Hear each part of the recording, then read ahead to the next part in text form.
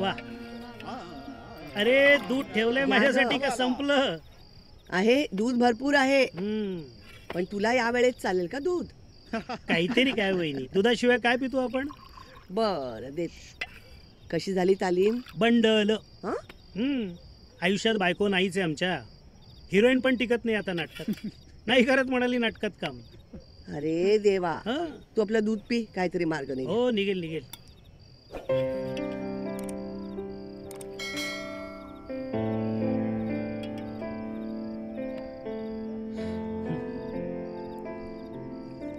चांगलं काम करत होत्या त्या खरं तर. हम्म. उगाच सोडलं नाटक नाही.